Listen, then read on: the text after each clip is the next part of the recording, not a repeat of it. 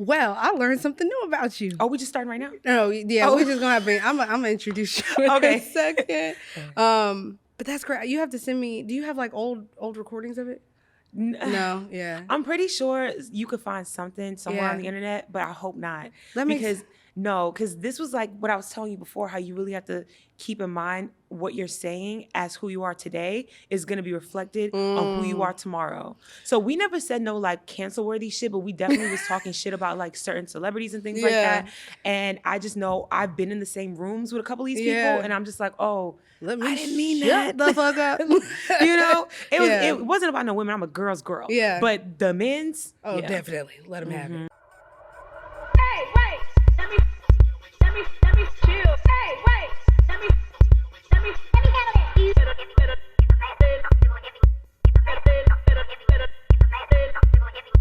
handle it. Well, with that being said, welcome back to the Laylo podcast. My name is Kourtlynn, and I'm so excited to be here. And first of all, I just want to start by saying thank you for listening to the first episode and all the kind words. And you guys really were super awesome about it. And I'm glad to be back with another guest who I'm so excited to have because we finna have a time. We finna talk. We finna get into it. Let's get into it. Today I have Mindy. Hi. Mindy is an artist. She is. She's many things. Many things. She's a creator. A hot, chaotic mess. But like so together that you wouldn't even know it. Mindy is an artist. She's a creator, but she's also an astrology guru, a spiritual guru. She gives us everything that we need. She reads for us. She does all the things. And I'm so excited to have you here because we're going to talk about being an artist, being single, family dynamics, all of the things that go into what makes up who you are. And I think you have a really good story to tell because you've lived, I feel like, a lot of lives at this point. Many. But I aspire to be like you in many ways. I do. Kourtlynn, don't say things like that. I do because you're also hilarious. Kourtlynn, I need you to understand that the comedy comes from trauma. Okay? I'm a funny bitch because I done been through some shit, all right? Valid. Literally, I love a good trauma laugh. And I think we're going to have some good ones. You were born in New York, right? Uh-huh. And you're Haitian. Mm-hmm. Oh, yeah. Sure am. Got Born all in the Brooklyn, New York. Yeah. Together. I know people are always like, I couldn't even tell you from New York. And I'm like, yeah, because TV raised me. TV did? Yeah, Seventh Heaven taught me how to speak. That's why I'm so eloquent. That is the whitest show you could possibly. Seventh Heaven raised you? Listen, I grew up watching my mom's stories, so General Hospital, all that shit. And then my grandma, she didn't speak a lick of English, but she had her favorite shows. Yeah. So we always watched the same shows. Seventh Heaven. Okay. She loved it because daddy was a pastor. Mm-hmm. Family Matters. Yeah. She would always find a way to watch that because she thought Steve Urkel was hilarious. Yeah. And then Nick and Night, she would always watch I Love Lucy and Three's Company. You would never know that you grew up in a Haitian household. Listen, we was having conversations about I Love Lucy in Creole though. Like I was explaining to her what was going down in Creole, and it was a hoot. My granny was my best friend. Really? And I have an older sister, I have cousins, but they all hated me. So yeah, I was a snitch. I was a snitch. Oh, see, okay, you want to know what's funny? Every Cancer I know. And I'm not trying to bring astrology into everything, but y'all, this is what we talk about. It's true though. Every Cancer I know, my brother is a Cancer. Y'all have the same birthday, July 12th. Shout out to him. No. No, I love my brother. Somebody just told me my pussy was out. Sorry. No, I love my brother, but y'all are like the funniest, coolest people, but he snitched on me all the time. Let me tell you, I know the reason why I was a snitch. And it wasn't that I liked seeing people get in trouble. It wasn't that. It was, first off, my sister, she's older than me. We have very different personalities. She always was out in the street. She hung out outside. Like she was like a stoop kid. Like, she like knew everybody in the neighborhood. Whole nine. I didn't like people, never have. If she hung out in the house with me, we would have been dogs. We would have been cool. But very opposite personalities. And she did shit early. And I bonded more with my granny and with my mom than I did with my sister. So for me, it was a loyalty thing. Like, you're not gonna play in my grandma's face like that. I see you smoking weed, bitch. Like, I'm don't granny, disrespect the house. don't play with her. Cause she came in the house and my granny was like, what's that smell? And you lied to her face. Don't play with my grandma. I was like, y'all are literally the same person because I started... I've been telling myself. go ahead. I was a wild child. See. At 14, from 13 until probably 16, I was doing a lot. See. A lot. And my brother, I think he took enjoyment out of telling on me. Like, it would be like, I'll never forget this. One time I tried to buy some weed. I ain't gonna lie. I was in the 9th grade. And I went and I found my friend. She lived around the corner from me. I'm walking to her house, go pick up the weed, walk back. He said, "What's in your hand?" I said, "Oh shit, well, I'm finna be in trouble." Like, and he immediately went and told my mom. So I didn't do that stuff. Okay. Like I wasn't like snitching on her, like dry snitching like that. It was more so when my mom would like question me. Yeah. I'm not gonna lie. Like if you don't ask me, don't ask, don't tell. Okay. But if my mother, like my granny, be like, "What's that smell? Yeah. Why she smell like that?" It's weed. Oh, the way and she was doing wild shit. Sorry, Yeah. sis. Listen, we not even cool like that. But we kind of cool right now. Yeah. My bad, girl. But it's fine because everybody already knows she was a hot mess. She was out here like getting drunk, like bringing dudes into the house. Like she was messing with this 24-year-old that lived in our building. Birthday? Oh, she a Gemini. It's in June. Mm-hmm. What's Oh no, up, she's not a sis? Gemini. I'm a liar. She's a Cancer too, but she's a first day Cancer. Gotcha. She got Gemini tendencies. Okay. But it was stuff like that where my mom always told me, "Your sister is gonna get killed." And I'd be like, "I don't want her to end up dead. She fucking the man that live upstairs." Like, How old was he? 24. She was 14. Okay, I need to talk to your sister. Me and your sister need to have a conversation because, girl, Listen. what was we going through? Listen, people grow up real fast in the inner city. I be trying to tell people, like, when you grow up in the suburbs, your childhood, I'm jealous of people that got to grow up in Really? the suburbs. Yeah, because I was like accustomed to things way too early, like way too young. And I tried my hardest to stay innocent and stay young. I didn't Yeah. start cussing until I was 17. Like I didn't lose my virginity, so it was like a month before my 18th birthday. Really? I tried my best, and it wasn't like I didn't have opportunities. I was just like, no, You didn't not want to for do me. that. Yeah. I'm okay. Yeah. That's so interesting because I grew up in the suburbs, fully white people. Like I used to be one of those black girls that burnt her hair out, talk just like this. Like, oh my God. Like I just You had can't. the emo like bang at one point. Yeah. And we, me and my friends, I smoked my first cigarette when I was 12. I didn't do my friends was bad, like real bad. But I think the suburbs made me more rebellious because I wanted to be like, I don't know if y'all ever saw that like New York Kids show. It was on Bravo back in like 2008. I wanted to be like them. Wait, the movie Kids? No, it's called New York City Kids or something like that. Rich Kids in New York City or something. Nah. Yeah, it came I on. didn't have cable, girl. Oh yeah. Well, there. Yeah, and I wanted to be like Degrassi. Like I would watch I Degrassi. did see Degrassi, yes. Yeah, and Okay. I wanted to be like them, but I think the suburbs made what I did seem innocent until I went to a magnet school in Dallas, like actual like South Dallas, and I was like, whoa. You know what? It's so funny because I never did that before. we literally lived opposite lives because Yeah. I was surrounded by people who's like, I had a homegirl who had her first abortion when we was in the 6th grade. Like I'm talking like everybody I knew was like in a gang, fucking smoking, like doing all kinds of crazy shit. And I was still like, I'm gonna go home and play with my American Girl doll. If y'all want to come join me, I'll be here till 10. But nobody was ever like with that shit. Like I had my friends, of course, and people fucked with me, but they were just like, don't invite Mindy because she's not gonna go. Yeah. So I You said know no. what? We are going to corporate talk here, table this conversation because we're going to get back into it. Because one thing I want to start off with is the fact that you're an artist. Oh yeah. Oh, I want to get into that tea so bad. Hold on. Let's But talk about it. I have listened to your music, and I think you're the first person that I've heard in a long time that tells stories in, it's like a poetic way, but it has. Gas me up. I can see the New York in you. Like I can hear the New York in you because it's. I think a lot of, I don't know if this is going to be received well, but I think a lot of artists today, the same cadence, the same sound, the same vibe. It's a generational thing. We're like in an era Yeah. when it comes to music. Yeah. And I feel like every few years we have an era, and it just takes one person to kind Yeah. of like shift that, and then you jump into another one. Yeah. And I think that we're coming out of a specific like sound, and we don't really know where we're going yet. It's going more like in a pop direction. It is, yeah. But we still don't know like what the girls' sound is. It's gonna get figured out in the next couple years. So when did when did music become a part of your life, and how did you get started in making music? I am one of those people where I always know what I want to do, and I always do what I want to do, even if it don't make sense. So I knew I wanted to do music when I was like 5, right? Really? Because my older sister and my cousin, they're both older than me, and Okay. they wanted to start a group. So we did. We were called the Money Girls. Nice. Okay. Ain't never really made it out the hood, but we was trying to make it out the hood. Yeah. And I was the rapper of the group. And we had one song, Money Girls, Money Girls, Money. Very 90s. Yeah, Money Girls, like Money TLC? Girls, Money. Yeah, it was a whole thing. I love that. And I've literally been making music since then. Really? In high school, I was in a group with my friend Kelly. We were called AK-47. That is a fantastic group name for women. Yeah, we had a song called Dip and Dot on that hoe. Wait. Yeah, I was in the South. I was in Atlanta. Yeah. And so it was, so you moved to Atlanta. Okay.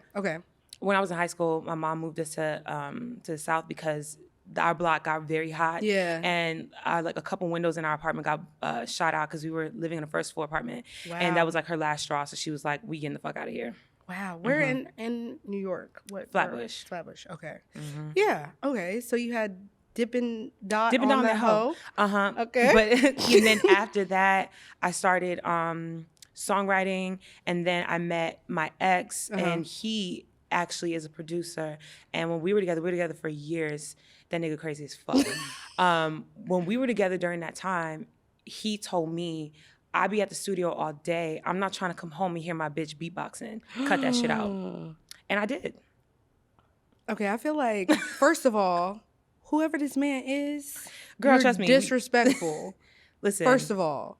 Secondly, I feel like same situation. I dated a guy that owned a studio, and he had some great people coming through there. He had like Post Malone, the other guy's in prison now, but yes, Post Malone. He had like a bunch of great artists come in, and I met him through recording there, but I didn't record or write music for 2 years while I was with him because he had that same sentiment of like, you're here to help me. You don't need to be making music. Very selfish, very like, and the thing is, I was very young. When I met him, I was 17. So like, this took up most of my early 20s. And during that time, I was out here playing wife. Yes. And I was thinking like big picture, like, it's okay. He's making a future for us. And honestly, so stupid. And to all the girls out there, don't do that shit. Don't it's not do worth it. It ain't worth it. They don't, like, because you find yourself, you look up one day and you're like, whoa. You lose yourself completely. Like, yeah. And then I always wondered, like, ask myself, like, if I could get those 2 years of my life back, what would my music sound like? Or where would I be? Or like, how could I have impacted? Yeah. I think about that a lot, and I don't think that you should focus on that because I fully believe in divine timing. And I know for a fact that if it was supposed to happen for me at that point, it was going to happen for me at that point. Yeah. And the fact that it didn't just shows me that I wasn't ready for that, you know? Like, even though I had been writing music and I can like go back to like all of my books and like notebooks or whatever. When I went to go visit my mom not too long ago for her birthday, and I found like my old folders and like books and stuff, and it's like cute shit, but it's nothing that's gonna get you a Grammy, sis. Like sweet. Back then, what I thought was really good, it was mid, you know. So you need the growth, something. exactly. And I feel like throughout all the years of me, you know, wanting to do this and like chasing the dream or whatever, I was never really prepared for it, and I think that. Right now, I'm in a different space. Yeah. And like the music sounds different, and the direction I want to go towards is very different. Yeah. And I don't think that I knew who I was for a really long time, and now I know who I am. That's valid. You know? And do you feel like at this point now, is it always about the story to tell, or like having the confidence, and especially like living here, understanding what is required at this point to become an artist? Some things are about luck, and I'm a huge believer in favor and blessings and luck. You can work as hard as you want, but certain people are put into certain positions because life just has that for them. But I also understand that there's something kind of required from artists and from people in order to make it, and everybody doesn't have that, like, that grit and that. It's an it factor thing. Yeah. And the it factor really is a real thing. And I know that, like, and I'm gonna take myself out the conversation. Yeah. Because of course I think I got it. But, you know, that's a personal thing. Yeah. I think that there are a lot of talented people who are not comfortable in the limelight. And Exactly. it shows, Yeah. you know? And even if they put themselves in it, the discomfort is evident, Yeah. and people are not magnetized Yeah. towards that, you know, because it's not giving authentic. It's Yeah. not giving like, you know, I want to be that, or I Yeah. want to be around that. So it really is about the person and also the timing. Yeah. Sometimes you're the right person at the wrong time. Yeah. You know? Do you also feel like there comes, because from my perspective, like I've written music, I've been written since I was 6 years old. Like that's all I ever did. But I always knew in the back of my head I never wanted to be an artist. I knew for a fact I did not have the drive that was required. I knew I did not want to go through the industry and what is required of it. No. I love writing music, and I would love to be a songwriter, but for me, music it's a spiritual experience rather than like something that I have to, if I don't do it for a career, I'm fine just doing it for myself. I love that. I don't know do you think that sometimes, are you afraid that the love for it can be lost in pursuing it professionally? I mean, yeah, because it has been like Yeah. multiple times. I feel like it happens kind of like in cycles, you know, like I've been doing this since I was a kid. Yeah. Like I've literally told you about 2 different groups that I've been in like since my childhood. Like I've done it all in like different, you know, realms. But I will say that I've gone through points in my life where I've been like depressed or like down, and I just don't have the energy to do that. Right. You know, it's just not, if you are in a really like depressed state of mind, at least for me, I don't want to do things that usually bring me joy that I now can't have that in, you know? Absolutely, Like yeah. it makes me sadder trying Yeah. to write when I'm sad and I can't do it. Because then I'm like, did I lose it? Like, Yeah. is it gone forever? Yeah. I'd rather just let that shit sit, focus on something else. So as like a creative person, do you feel like do you have like a mood, a setting that you have to do, or where do you find inspiration from? I Where like do you being by myself. I don't Yeah. know how I've been in a few like writing sessions. It's so distracting. I don't understand how people can be in a room with 12 other people, Yeah. and y'all are all writing to the same beat. Like Yeah. I can't do that. Yeah. I don't even like being in the room with the engineer. Yeah. You know, like, or the producer. Send it to me or give me my headphones. I'll go in another room. Yeah. I'll do my thing and then I'll come out. But Have you ever thought about learning how to kind of I've done run it. your own yeah. No, I've done it before. Like Yeah. it's just not the ideal situation for me. Absolutely. You know, like Yeah. it's not impossible. I just don't like it. I feel you. Like You know? sometimes it's about, look, I just need to write and get this out of me and not have to worry about the gets and gadgets and the things. And everybody has their own process, which is why I'm curious, because you've been doing it for so long. And I'm always like, when somebody tells me they're an artist, the first thing that pops in my mind is not, what does your music sound like? What is it giving? It's how do you create things? I'm very interested in like people's mind and creating. I romanticize my entire life. So I'm really big on like ceremony. So I do the same thing every single time. Light the same lights. I'll make myself some tea. I'll put some incense on. Like I'll have like a whole thing going. I get comfortable. I sit in the same chair in the same spot. Like I have like a whole thing. I can't just be like, oh man, I'm on the bus and I got the beat playing in my headphones and let me write something. I'm not that person. And I pace a lot. You pace a lot. I walk back and forth. I'm a pacer. I do that no matter what's going on. If I'm stressed about anything or if I'm like hyper focused, I gotta walk around. What's funny is, I always say that like when you write music or when you do, like when you create anything, it could be something very small. It feels like an outer body experience. Like sometimes like when I'm done, I'll snap out of it.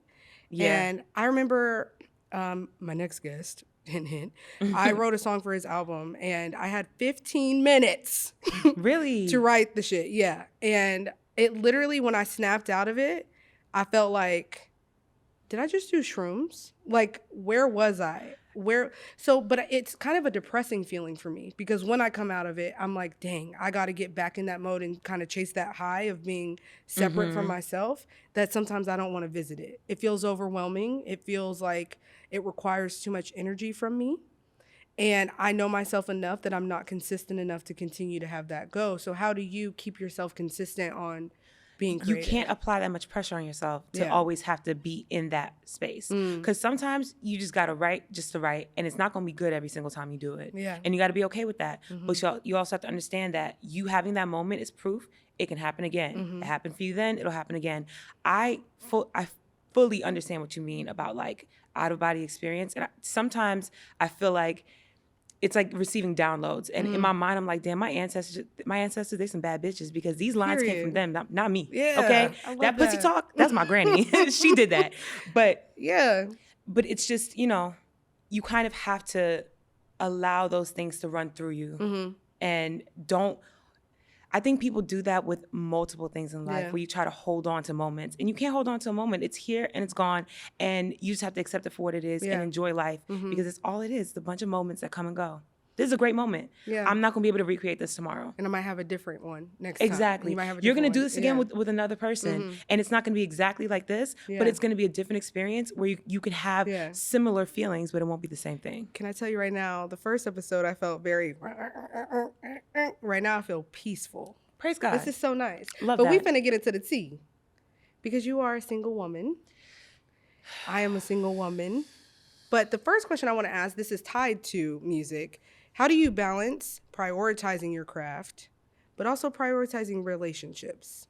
Because sometimes I feel like that there's a give and take in making sure that you have time for yourself and what you believe in and what you dream, but also having room to not cut yourself off from experiencing love and people. It doesn't just have to be romantic. I am talking about romantic, but platonically, sometimes it's like, man, I don't got time for y'all. How do you make that? I don't know. And I'm not going to lie. I don't think I've ever been consistent with my music in a relationship. Never works. Ever. I'm Never. telling you.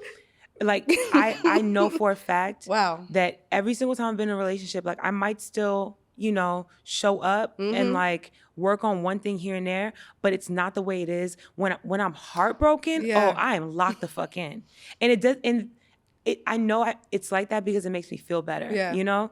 When I'm happy, I'll still work on things, but I'm more focused on like, all right, I gotta get to this bag. I gotta do this. I want to be outside with my friends, whatever.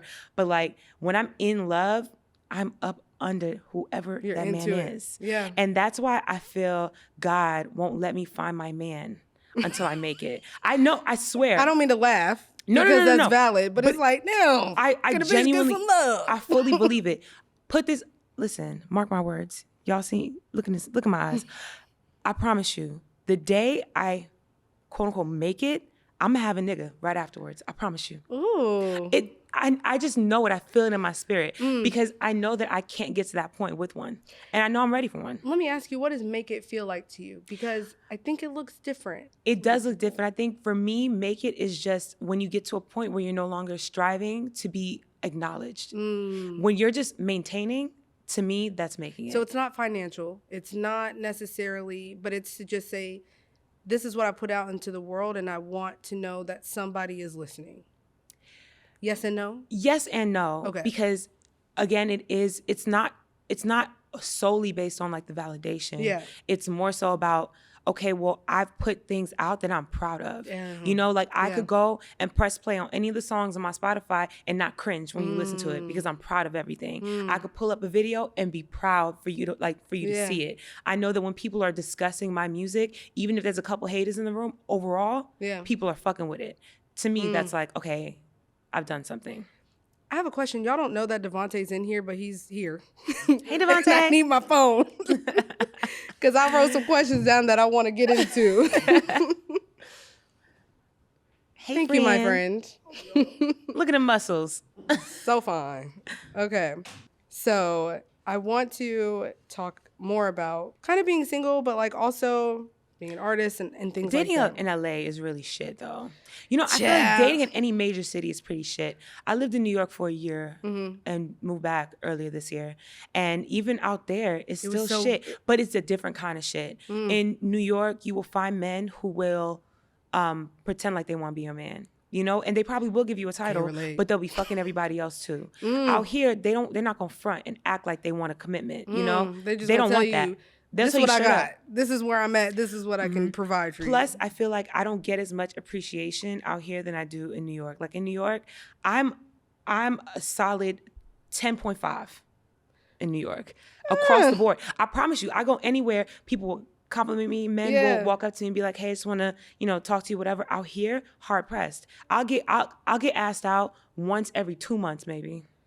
And I'm talking, but what is just y'all like, own in California? But you know why? It's because California got a certain type of woman. I was about to say, it has nothing to do with how attractive I am. It has everything to do with the fact that I'm a dark-skinned Black woman. It's like you go to Texas. Oh, appreciation. Because they love me. it. I understand that. Out here, it's very different. And the thing is, it's not that they're not attracted. Because I'll catch you looking. Y'all not going to say nothing, though. Ooh. You know? Because I'm not what they're looking for. And that's okay. That's all right. We were talking about my old podcast. Yeah. Me and my best friend, we had a podcast. And she is a beautiful, mixed woman. Okay? Yeah.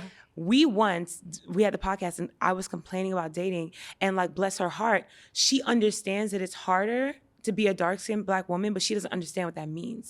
So for her, we're both on the dating apps and she's like, Mindy, it's hard. You know, everybody's hard. It's hard for me too. And I'm like, nah, girl, you don't get it. So I was like, let's try something. So we spent a day and literally both of us only matched with the same niggas. We only swiped right on the same men just so we could see how they interacted with the both of us respectively. Did right? it hurt your feelings? Oh, bitch, I was hurt. I was hurt for months. I was hurt for months because we sat next to each other. We were doing this and we were sending out the same responses and just like saying the same things to these men. And the way they were approaching me versus the way they were approaching her, there were certain conversations where she legit was like, Mindy, block them. We're not continuing with this. Really? Yeah. Because like one man in particular, he hit her on some like, you're just so beautiful. Like, let me take you out. When are you free? Would love to take you to dinner. Dude hit me in the same breath. Yo, I got a hotel downtown tonight. You want to pull up? Disrespectful. And I was like, no. What about a date? And he was like, LOL. Disrespectful. Y'all are trifling. Yeah, listen. Because let me tell you something. And you know what? I'm not. But the thing is, I will say this, like, even though it did hurt my feelings, it really didn't. It opened your eyes up. Because you can never hurt my feelings if I don't give a fuck about Exactly. you. You know? Exactly. Only people that can hurt my feelings are people that I care about. Yeah. So like, my ego was bruised. Yeah. But I had to remind myself, it has nothing to do with your self-worth. Mindy. Yeah. It doesn't reflect who you are as a person. All it does is reflect who these people are. You know? Yeah. There were certain people that we were both looking for. Like she found one guy who's fine as hell. And I was like, oh, I gotta find him. Keep swiping. Yeah. Could not find him, right? She sent me his page, because on Hinge you could do that. You could send people people's like profiles, or at least you could back then. And I couldn't open it up. Come to find out, he only had it set to every race but Black. And because she's mixed, she had it on white and Black.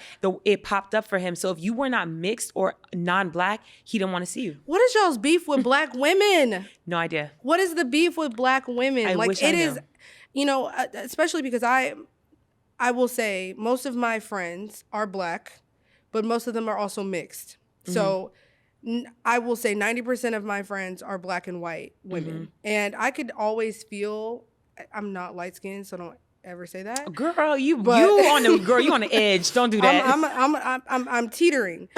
So, but with them, I could always see the clear difference of like, oh, I mean, I don't really care for men anyway, but you can always feel the energy shift. That's the thing.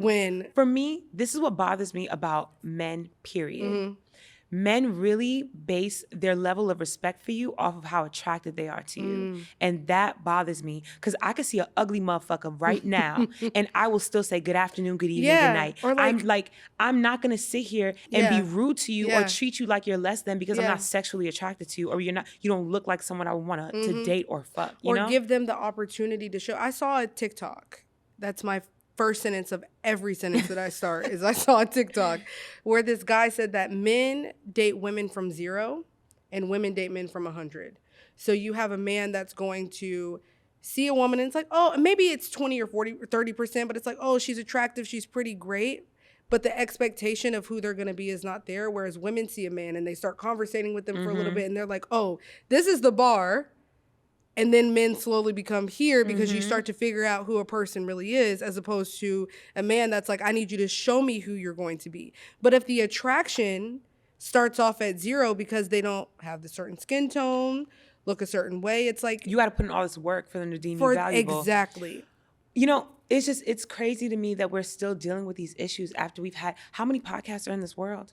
How many conversations have you had at your big age that you still have this mindset? Like I was this year talking to a man, you are 34 years old. And his version of a compliment to me is, you know, one thing about me, if I ever talk to a Black girl, she always gonna be fine as hell.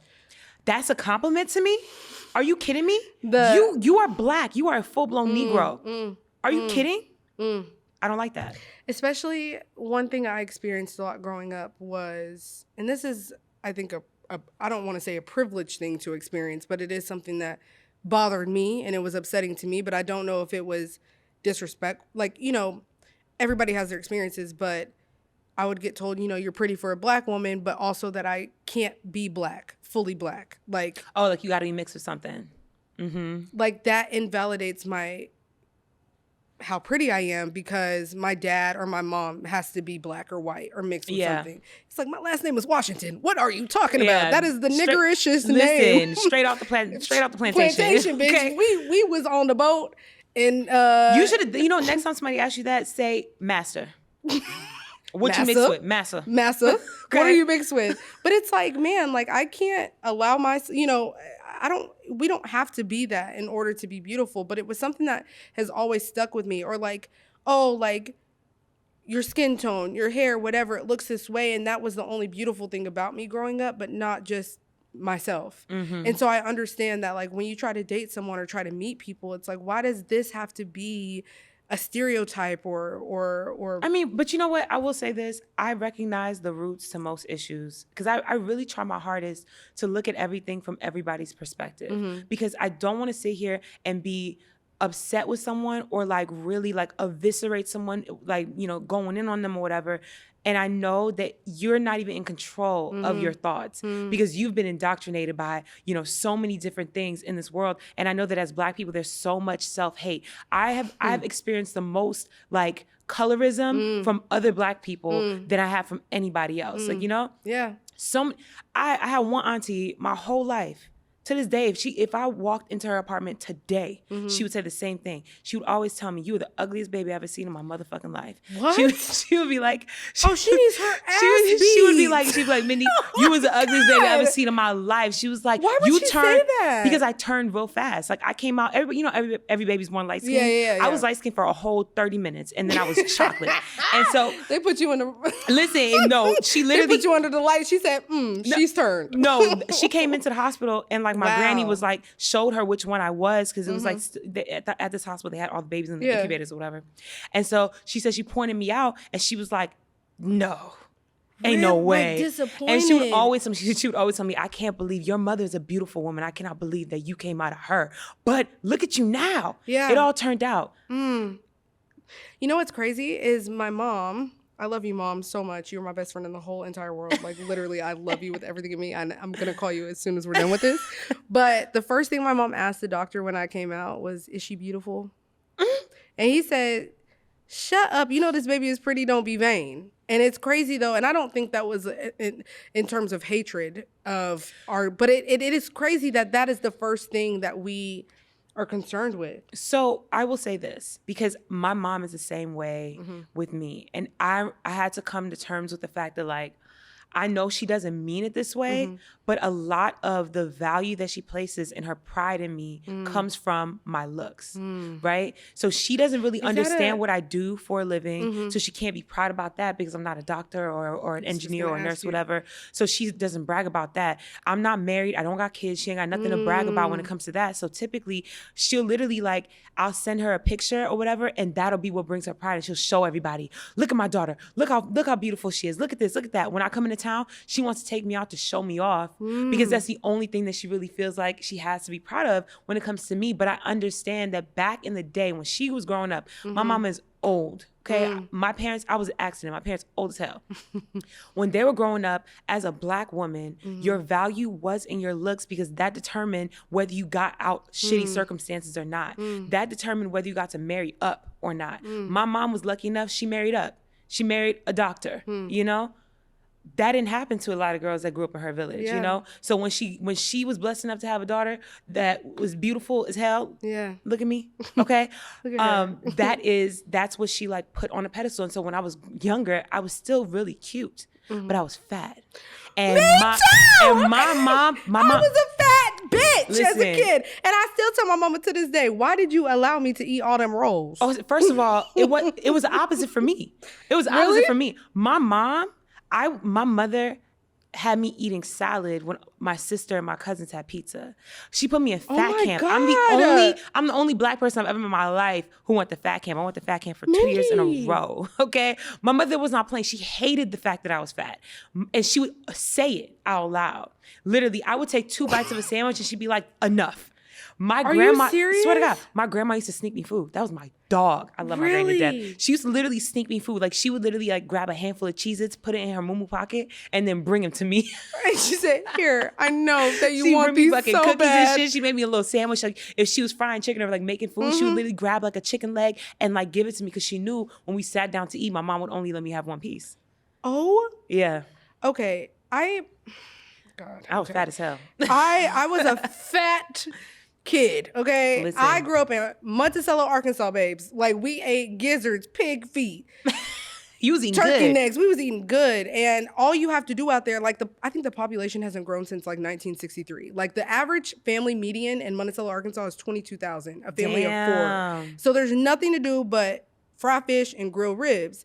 And I have a lot of food allergies, right? So my mom knew I was a big kid, you know? They did the whole like diabetes test in front of all the kids in school and like all that God, stuff. so embarrassing. So embarrassing. But I didn't have that same experience. I had the experience of my mom allowed me to have whatever I wanted. She only kept like all natural peanut butter, gluten-free bread. Like she was very healthy. That as a gluten-free kid. don't mean nothing if you're eating 6 slices. If you're eating 6 slices. Okay. I That don't would mean say nothing. I want 1 sandwich, but can we turn it into 2, 3, or 4? Listen, and I have always been a person, I eat my feelings. Yeah. And I have a lot of feelings. I'm about to say that. But also another thing I experienced was my family are we're all athletic. So like I played basketball my whole life. My cousins ran track, like all of that. If I were to lose weight, the comment was like, wow, you look incredible. So I was always conscious of like when I turned about 13, my weight fell off. When I was up until I was like, I gained weight again when I was like maybe 21, 22, and then it fell off again. Now, no, but the thing is, we back. But we're women. That is literally, yeah. like, I think we punish ourselves so much for things that are just natural. Yeah. Like, you gain weight when your body's like, bitch, it's time for a baby. Like, you know, like, it's just certain things. Like, and sometimes it is genetic. Yeah. Like, my mother, she's always been a small person. Exactly. My sister, she has always been a small person. She takes that from my mom. Yeah. My granny, 5'10", big bitch. I got it from her. I got it from her. And I think that's why she was like my dog. I got like, it from you my know, dad's family. She she understood. Like I'm taller than both my parents. But the weight just because on. they're both very small people. I Yeah. literally get it from my grandma. And it just skipped that generation. So my mom, you know, she's like 1 + 1 is equal to 5, and I don't understand how. Yeah. Why is you so big? Why? Literally, she should look at me and be like, put the chips what down? the hell? Why is you so big? Yeah. And then she blamed it on me being, you know, inside the house all the time. You should go outside with But your that's sister. crazy because I used to play, like I said, play basketball from the time I was 5 years old until I was 17. Like I always was active, but I think it's just our body. Like I'm not that kind of girl that if I get depressed, I lose weight. Earlier this year, went through one of the worst depressions I've ever experienced in my life. And people can see me now and be like, you know, I think I've probably gained about 32 pounds since I moved here. And people could see me now and be like, oh, she let herself go. She was just eating. Bitch, I was depressed. My back is getting big because I went through a big depression. What are you talking about? I wasn't eating. Yeah. I went 2 or 3 days without eating. It's just my body. It's how it reacts. It's stress. It's stress. When you're stressed like that, you will hold on to that weight. Like over the past few years have switched. Where now when I'm depressed, I don't eat anything. And I just get skinnier and skinnier. And so people be like, oh my God, girl, you look so good. And I'm like, yeah, it's depression. I'm dying slowly. Yeah. And this is the thing. When I was 140 pounds, everybody was like, wow, you look so good. You look so pretty. I was addicted to ADHD medicine and alcohol. My diet was Vyvanse, 70 milligrams, and tequila. No, Hennessy. I was a Hennessy drinker back then. That was literally, and then I might have a taco or a pack of ramen noodles. Like, that's all I ate. So, yeah, I look good, but bitch, I'm happy now being a little bit, you know, the weight comes and goes. You look good. But weight comes and goes, and I'm not worried about it. But we understand that, like, people have to be kind to themselves. Be kind to Don't be so what hard you're on yourself. experiencing. I know. Give me 6 months, it'll come off. Give me a minute. But if you experience what I did earlier this year, you would understand, like, okay, I get why things look a little bit different. So it sucks that you grew up already so self-conscious about how you looked. But that also, I will say this, my childhood really turned me, like, created the person that I am today. I'm so funny. You were so funny. No, but I'm so funny because I got roasted all the time. Like, I was talking to somebody the other day and I was telling them the day I realized I was funny, it was because we was broke as hell. It was wintertime. My mom went to the free coat drive to get us coats. And school had, like, we had just got off a winter break. We were about to go back. My mom comes home with these 2 coats. She gets my sister this like 90s like puffer coat. And like, even though it was older, you could still finesse that. Like, okay, it's 90s, like cool. Like, this is 2000s, like, all right. It still was, it was passable. Right. My mama got me this chocolate suede pea coat. It had fur around the fucking... I can envision it. Fur around the hood, fur around like the cuffs and the bottom. It had those fucking buttons that looked like horns. But the problem is, it was big, so it literally went down past my knees, and it was the same color as me. It was the same color brown. So the first day I went to school, they was like, there go Little Bear. And for the whole winter, they called me Little Bear because I was walking around in this chocolate coat that was the same color as me. I'm sorry. Kids are so mean, but they funny as hell because Little Bear is crazy. So I had to literally fight for my life that whole winter. So I had to learn how to roast people. And so that's why I'm so quick-witted, because the minute you say something about me, nigga, I already seen about 5 things I could talk to you about right now. Shut the fuck up. Like, I have the opposite effect. Y'all bitches put fat ass pig on my locker. No, they didn't. What in the Mean Girls? Fat ass cow. They printed out cows and posted cows. Printed out cows, posted cows all over my locker, and they put fat ass cow on it. Oh shit! And then they took my book bag and they took it out and they pissed on it in the boys' bathroom. Are you kidding? No, Kourtlynn, that's a hate crime. That's different. I'm talking about kids making fun of me. It gets better. That's crazy. Better. They took a bottle of mustard and sprayed it on me as I was walking by the stairs. They were at the top of the... Why? Yes, because they were horrible people. So you have taken it as, I'm now funny. I took it as, I don't need to be here. Oh my God. But now it's like, I get it, because I laugh at the fact that, like, wow, like, I love that you took that and made it powerful for you. And like, joke about it, because me, I was like, oh my God, like, I wanted to beat their ass, but I didn't know how to fight back then. But now it's like, I really had to teach myself that I am okay the way that I am. And you said, no, I'm going to roast you too. Listen, but like, I will say this, it made me very angry, but also quick-witted. But I was angry. I remember the first time I ever got in trouble at school is because I smacked the shit out of this boy because he was fucking with me. And he would not stop fucking with me. And I told y'all I don't like to cuss, right?